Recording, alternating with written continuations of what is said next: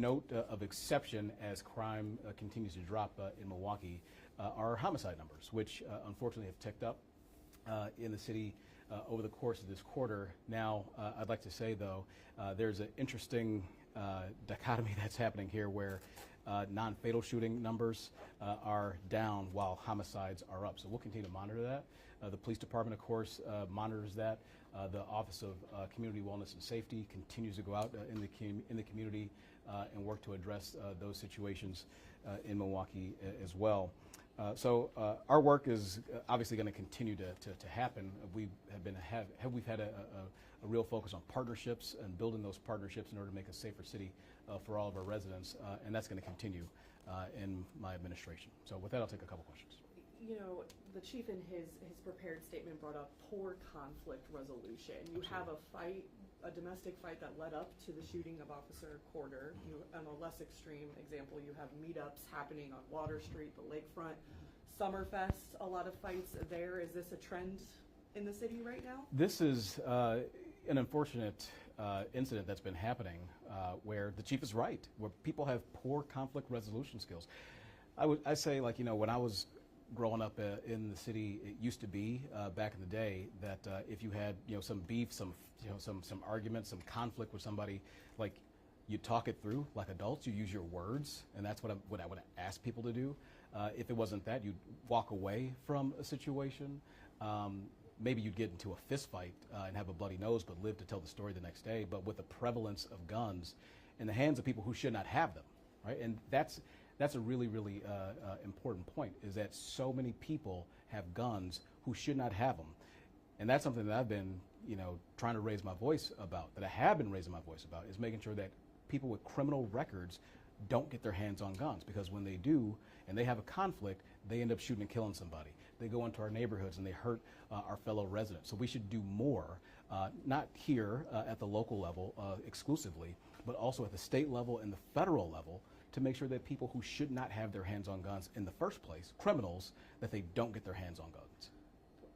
With the lakefront and the Summerfest fights, those aren't involving guns, Sure. But you have people who are feeling unsafe, uncomfortable in these public spaces.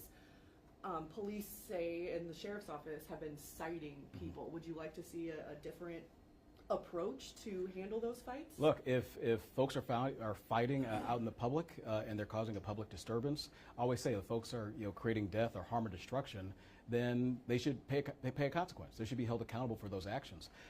If fighting, I don't know if it's you know, a criminal act, right? People have a disagreement, they have a fist fight, maybe they get a citation, and the police did intervene.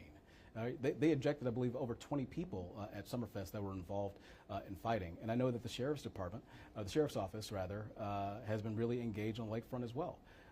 The public spaces are for the public, and people should be able to enjoy them without fear, right? And so if folks are causing mayhem, if they're causing destruction, if they're disrupting the peace, then they should be removed from those situations. Chief Norman really highlights children in his statement. Yeah. How do you reach the youth? I feel like it's easier maybe to reach adults because there can be consequences.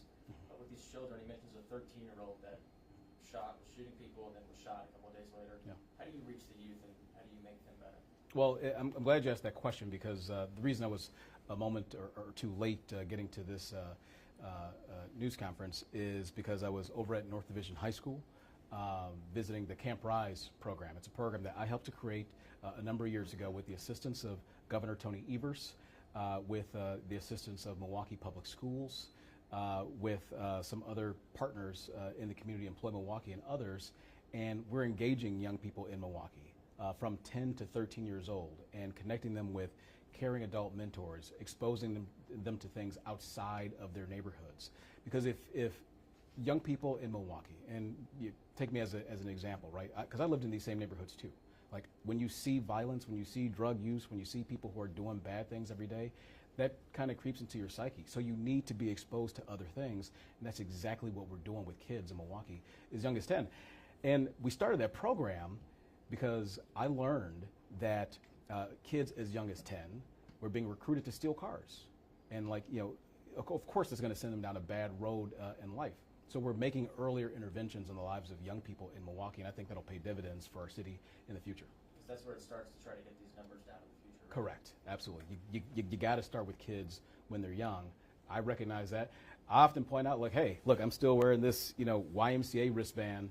I got involved with the Y when I was a 14-year-old kid, and it set me up to have these wonderful experiences that ultimately led to me being in a position like this. So we want to make sure that more young people in Milwaukee have opportunities just like that.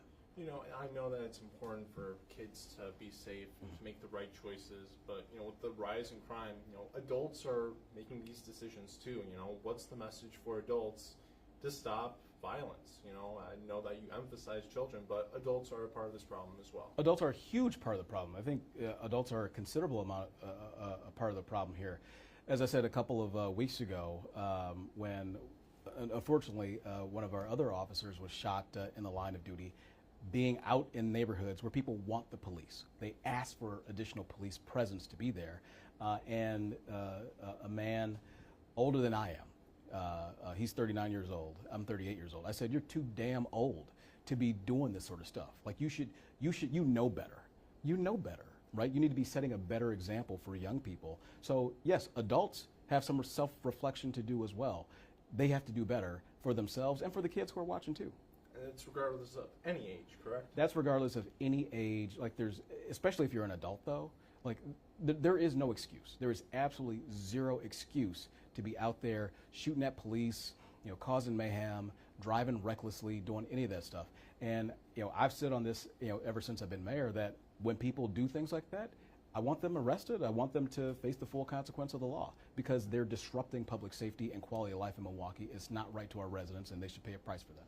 We have a sister station in Baltimore, and they brought attention to us that they are seeing like a record decline in homicides right now, like at an incredible pace. It's declining. I guess, are you aware of that, or are you looking to other cities for guidance and solutions on how to bring our homicide numbers down? Yeah, absolutely. And Mayor Brandon Scott is one of my contemporaries. We speak pretty often. We're part of the U.S. Conference of Mayors together, including some other organizations too.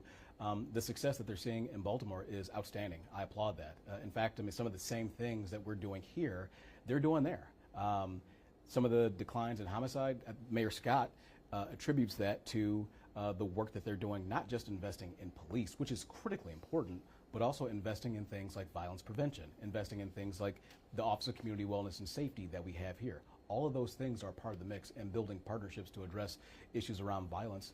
Ultimately, you get the result that they're seeing in Baltimore. We get the result that we're seeing here in Milwaukee too. Like, the homicides have ticked up, certainly, but in other major crime categories, they continue to go down in the city. And we'll continue to work with our partners to accomplish more. So what's working there that might not be working here just yet when it comes to homicides? As it relates to homicides, with the exception of this quarter, typically those numbers have been going down. So we'll continue to emphasize the need for partnerships to address those things. Call out, adults that are, doing bad things out there, working to invest in kids as well. I think we will eventually, continue down the path to success as it relates to homicides in Milwaukee, because we've seen that it has been working. There's an unfortunate blip right now, but I think if we keep the pressure on, we keep doing the things that we're doing, we'll continue to see improvements there. One thing we've seen in our reporting is, along with an increase in homicides this year, is an increase in lethality. How much of a concern is that for you, and what can sort of be done to sort of curb those numbers as well? Yeah, look, there are individuals out there who, again, are criminals with access to guns. Far too easy access to guns. I cannot emphasize that enough. There are bad people with access to guns who should not have them, and the folks at the state and the federal level, they should do something about it. That's first and foremost. The other thing is that with the guns that some of these folks get that would shoot people on a Saturday night, they get access to these switches, right? So they can fire off a number of bullets in a one single trigger pool than what you generally would see. So there's got to be some action there. I think that's part of the issue with some of the lethality that we've seen with some of these shooting incidents in the city. So, but we don't control that gun law at the local level. That's why at things like this, I continue to raise my voice and say that folks at other levels of government, they've got to take this more seriously if we're going to work to reduce deaths in Milwaukee. And not even just deaths in Milwaukee, but just criminal access to firearms, whether it's here or anywhere else in the state or the country.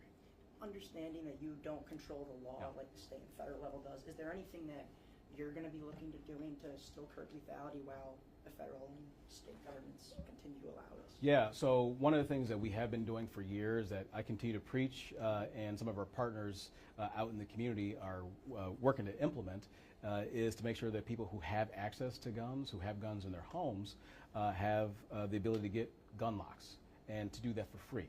So there are a number of organizations all across Milwaukee where individuals can go in, no questions asked, get their hands on a gun lock. So if the gun is stolen, then you can't pull that trigger. And if you can't pull the trigger, then you can't kill somebody with it. So that affects lethality. There are some other things that could happen, especially at other levels of government, but we're working to have a number of interventions as it relates to gun violence here in Milwaukee. That is top, chief among them too. Just quickly, how often Yep. would you say you're just talking with Mayor Scott in Baltimore? I don't know how. I mean, Monthly, every other month? I don't know how often I speak with him. Certainly at conference of mayors and things Sure. like that, and we engage. Every now and again, I'll shoot him a message. But I read the papers. I read what's happening here. I obviously watch the local news here, but also follow what's going on in cities across the country as well. And I do that regularly. Do you feel that in terms of helping reduce the crime rate, people have always called for more increasing in funding to police? Is that an option for this year's upcoming city budget, or is that something for other programs that need more funding to better utilize community services? Well, as it relates to investments in police, yeah, I mean, I make investments in the police department every single budget that I present to the Common Council. And recruiting is something that's really, really important. We've got a whole host of things that we're doing to boost police numbers in Milwaukee. And for me, in the budgets that I present to the council, it's enough funding for 3 classes, 65 officers in each class, which is the max that we can possibly produce out of our academy in Milwaukee. It's a challenge, not just here, but nationally, to recruit police officers. We still are making those investments. I want all those spots, those recruitment spots, to be full. So we're making those investments. We're going out. We're asking people in the community to be a part of the solution to join the Milwaukee Police Department. But if the police chief or any officer was here, they would tell you, right? In 2025, we know that police officers of and by themselves cannot do it. It takes adults. It takes earlier interventions in the lives of young people. It takes partnerships in order to do that. It takes Office of Community Wellness and Safety, much like we're seeing the equivalent in Baltimore. That ultimately has a positive effect on public safety in our community. So the mix has to be diverse. That's how you ultimately get the success. Thanks, everybody. All right, thank you guys. Don't forget your old Yes, I feel like I'm a Batman fan, but I feel like Iron Man right now.